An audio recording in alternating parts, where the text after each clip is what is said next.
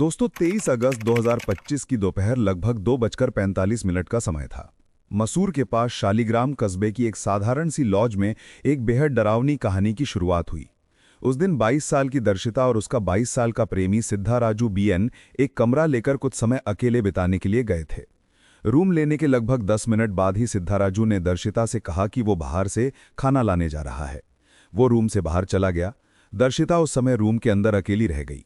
करीब 15-20 मिनट बाद जब सिद्धा राजू वापस आया और दरवाजे पर दस्तक दी तो उसके होश उड़ गए, क्योंकि दरवाजा अंदर से लॉक था। उसने कई बार खटखटाया, आवाज दी, फोन भी मिलाया, लेकिन न कोई जवाब मिला और न ही दरवाजा खुला।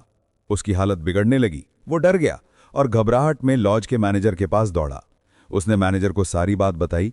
मैनेजर तुरंत अपनी मास्टर चाबी लेकर उसके साथ कमरे तक पहुंचा। लेकिन जैसे ही दरवाजा खोला गया, अंदर का नजारा देखकर दोनों की आंखें फटी रह गई। कमरे का दृश्य इतना खतरनाक था कि किसी की भी रूह कांप जाए। अंदर चारों तरफ खून फैला हुआ था। फर्श पर खून की छींटें, दीवारों पर दाग और छोटे छोटे मांस के टुकड़े बिखरे पड़े थे। बेड पर दर्शिता की डेड बॉडी आपत्तिजनक अवस्था में पड़ी थी, लेकिन सबसे खतरनाक बात यह थी कि उसका सर पूरी तरह गायब था। ऐसा लग रहा था मानो किसी ने ब्लास्ट कर दिया हो। पूरा कमरा खून और मांस के टुकड़ों से भर चुका था। यह नज़ारा देखकर सिद्धा राजू जोर जोर से रोने लगा और वहीं बेहोश सा हो गया। मैनेजर ने तुरंत पुलिस को कॉल किया। कुछ ही मिनटों बाद पुलिस मौके पर पहुंची, लेकिन पुलिस ने भी जब यह दृश्य देखा तो वे खुद हैरान रह गए। ये केस उनके लिए भी पहली बार था। इतना भयानक मर्डर उन्होंने कभी नहीं देखा था। पुलिस ने सबसे पहले डेड बॉडी को पोस्टमार्टम के लिए भेजा और कमरे से खून और मांस के टुकड़ों के सैंपल लिए। इसके बाद पुलिस ने सबसे पहले वही किया जो हर केस में होता है, सबसे नजदीकी व्यक्ति से पूछताछ। और इस केस में वो था सिद्धा राजू। सिद्धा राजू ने पुलिस को बताया कि मृतक लड़की दर्शिता उसकी प्रेमिका थी। दोनों एक दूसरे को लंबे समय से जानते थे और प्यार करते थे। वो पुलिस को बार बार ये समझाने की कोशिश करता रहा कि दोनों का रिश्ता सच्चा था और वे एक दूसरे से शादी करना चाहते थे। सिद्धा राजू ने यह भी कहा कि उनके घरवाले और समाज इस रिश्ते के खिलाफ थे, क्योंकि दोनों की जाति कास्ट अलग थी और समाज में आज भी कई जगह ऐसा होता है कि अलग जाति के लड़का लड़की को साथ देखने पर लोग विरोध करते हैं। इसी वजह से घरवालों ने इस रिश्ते को कभी मंजूर नहीं किया। सिद्धा राजू ने पुलिस को बताया कि यही कारण था कि दोनों ने अपने अपने घर छोड़ दिए और चुपचाप भागकर यहां लॉज में आए थे। उनका इरादा था कि वह साथ में नई जिंदगी शुरू करेंगे, शादी करेंगे और समाज से दूर रहकर खुश रहेंगे। अब दोस्तों यहां से कहानी और भी ज्यादा पेचीदा हो जाती है। असल में जिस दर्शिता को सिद्धा राजू अपनी प्रेमिका बता रहा था, वो पहले से ही शादीशुदा थी। कुछ साल पहले उसके परिवार ने उसकी शादी करा दी थी। शुरू में उसकी शादी ठीक ठाक चल रही थी, लेकिन कुछ ही समय बाद उसका पति विदेश चला गया। उसका पति दुबई में बस ड्राइवर का काम करता था और परिवार का खर्च उठाने के लिए वहीं रह रहा था। दर्शिता का एक छोटा बच्चा भी था जो लगभग 2 साल का था। यानी वो केवल पत्नी ही नहीं बल्कि एक मां भी थी। बाहर से देखने पर उसकी जिंदगी सामान्य लगती थी। पति विदेश में कमाने गया, घर पर बच्चा और ससुराल वाले मौजूद थे, लेकिन अंदर ही अंदर उसकी जिंदगी में तूफान चल रहा था। पति के दूर रहने से दर्शिता को अकेलापन महसूस होता था। धीरे धीरे ये अकेलापन उसे अपने पुराने प्यार सिद्धा राजू की ओर वापस खींचने लगा। सिद्धा राजू वही था जिससे वो अपने कॉलेज के दिनों में प्यार करती थी। उस समय परिवार और समाज ने उनके रिश्ते को जाति की वजह से मंजूर नहीं किया था और मजबूरी में उसकी शादी कहीं और कर दी गई थी। लेकिन जैसे ही मौका मिला, दर्शिता ने सिद्धा राजू से फिर से संपर्क किया। शुरू में दोनों केवल बात करते थे, लेकिन धीरे धीरे ये रिश्ता फिर से गहरा होने लगा। जब भी उसके ससुराल वाले घर से काम पर बाहर जाते, दर्शिता चोरी छुप के सिद्धा राजू से मिलने चली जाती।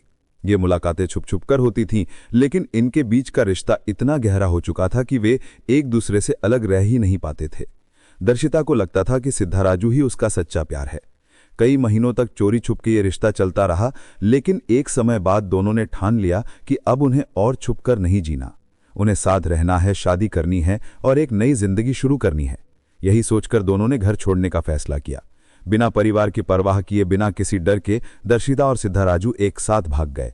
उनके दिमाग में बस एक ही बात थी, अब चाहे कुछ भी हो वे अलग नहीं होंगे।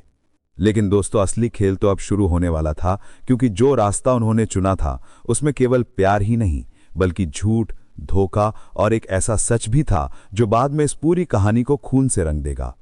सिद्धा राजू ने जब पुलिस से पूछताछ में बयान दिया तो उसने बड़ी अजीब बात कही। उसने कहा कि दर्शिता की मौत किसी झगड़े या साजिश से नहीं हुई, बल्कि ये तो एक हादसा था।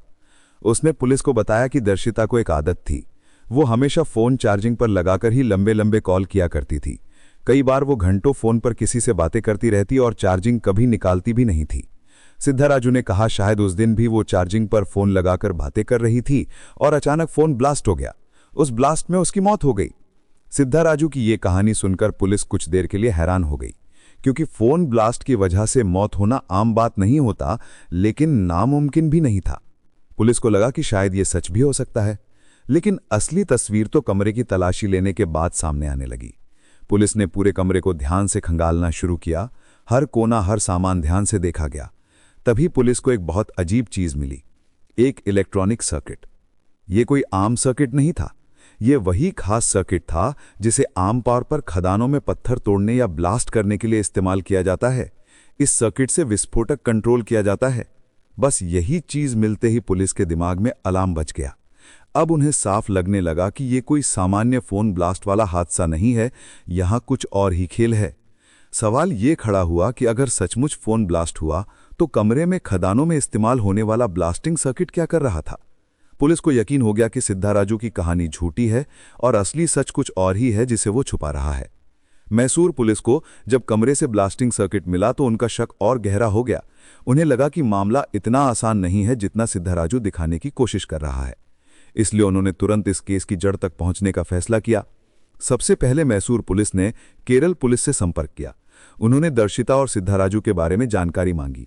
अब यहीं से कई चौंकाने वाले राज सामने आने लगे। केरल पुलिस ने बताया कि दर्शिता पहले से शादीशुदा थी और उसका पति विदेश यानी दुबई में काम करता है। उसका पति वहां बस ड्राइवर था और परिवार का पूरा खर्च वही चलाता था। दर्शिता के ससुराल में उसकी सास सुषमा और उसका देवर सूरज रहते थे। दोनों मार्बल फैक्ट्री में काम करते थे। केरल पुलिस ने एक और बड़ी बात बताई। हाल ही में दर्शिता के ससुराल वालों ने थाने में शिकायत दर्ज करवाई थी कि उनके घर से 240 ग्राम सोना और 5 लाख रुपए कैश चोरी हो गए थे। ये रकम और सोना उनके लिए बहुत अहम था और चोरी के बाद उनका पूरा घर परेशान था। इधर पुलिस को यह भी पता चला कि सिद्धाराजू भी उसी मार्बल फैक्ट्री में काम करता था जहां दर्शिता के ससुराल वाले काम करते थे। सबसे खास बात यह थी कि सिद्धाराजू का काम साधारण नहीं था। उसे खदानों में ब्लास्टिंग करने वाले सर्किट बनाने और इस्तेमाल करने में पूरा अनुभव था, यानी वो विस्फोटक उपकरणों का जानकार था। अब सारी कड़ियां धीरे धीरे जुड़ने लगी। कमरे से मिला ब्लास्टिंग सर्किट, सिद्धाराजू का खदानों में ब्लास्टिंग का अनुभव और दर्शिता के ससुराल से चोरी हुआ सोना और कैश, ये सब मिलकर एक ही दिशा में इशारा कर रहे थे। सारा खेल सिद्धाराजू का ही है। पुलिस को अब यकीन हो गया था कि ये कोई दुर्घटना नहीं बल्कि सोची समझी साजिश है। पुलिस ने सिद्धाराजू को पकड़कर सख्ती से पूछताछ की। शुरू में वो सीधे सीधे कुछ नहीं बोला। वो हर सवाल का जवाब घुमा फिरा कर देने लगा, लेकिन पुलिस के पास जो सबूत थे उन्हें वो ज्यादा देर तक नजरअंदाज नहीं कर सका। आखिरकार सख्ती और लगातार पूछताछ के बाद सिद्धाराजू टूट गया और अपना गुनाह कबूल कर लिया। सिद्धाराजू ने पुलिस को बताया कि वो दर्शिता से बहुत गहरा प्यार करता था। दोनों सालों से एक दूसरे के करीब थे, लेकिन अब हालात बदल रहे थे। दर्शिता अपने पति के पास दुबई जाने की तैयारी कर रही थी। यह सोचकर ही सिद्धाराजू अंदर से टूट गया था कि जिस लड़की के लिए उसने सब कुछ किया वो अब उसे छोड़कर हमेशा के लिए चली जाएगी। यही नहीं, दर्शिता ने कुछ समय पहले सिद्धाराजू को 80,000 रुपए उधार दिए थे। अब वो बार बार अपने पैसे वापस मांग रही थी। सिद्धाराजू के पास पैसे नहीं थे, लेकिन दर्शिता रोज फोन करके दबाव डालती थी। वो कहती थी कि अगर पैसे नहीं लौटाए तो वो पुलिस में जाकर उसके खिलाफ शिकायत करेगी। ये बातें सुन सुनकर सिद्धाराजू पर तनाव और गुस्सा बढ़ता गया। उसे लगा कि अब ना तो दर्शिता उसकी रहेगी और ऊपर से वो उसकी जिंदगी बर्बाद करने की धमकी भी दे रही है। इन्हीं हालात में सिद्धाराजू ने एक खौफनाक प्लान बनाया। उसके दिमाग में सिर्फ यही था कि दर्शिता को हमेशा के लिए रास्ते से हटा दिया जाए। सिद्धाराजू ने दर्शिता को लॉज में बुलाया। पहले उसने उसे विश्वास दिलाया कि सब कुछ सामान्य है और उसने उसके साथ शारीरिक संबंध बनाए, लेकिन इसी दौरान उसने धोखे से उसके हाथ बांध दिए ताकि दर्शिता कुछ भी विरोध न कर सके और खुद को बचा न सके। इसके बाद सिद्धाराजू ने अपने खौफनाक प्लान को अंजाम देने के लिए खदानों में इस्तेमाल होने वाला ब्लास्टिंग सर्किट तैयार किया।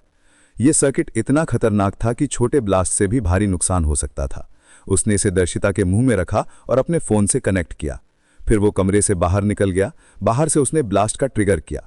ब्लास्ट छोटा था, लेकिन इतना पावरफुल था कि दर्शिता का पूरा सर फट गया। यही वो पल था जब उसकी जान चली गई। सिद्धाराजू फिर कमरे में वापस आया। उसने मासूम बनने का नाटक किया और ऐसे दिखाया जैसे उसे खुद नहीं पता कि क्या हुआ। वो झूठा डर और हताशा दिखा रहा था ताकि कोई शक न करे। कमरे के अंदर फैली खौफनाक और डरावनी तस्वीर को देखकर किसी की भी रूह कांप जाती। पुलिस के पास अब तक इस मामले के सारे सबूत थे।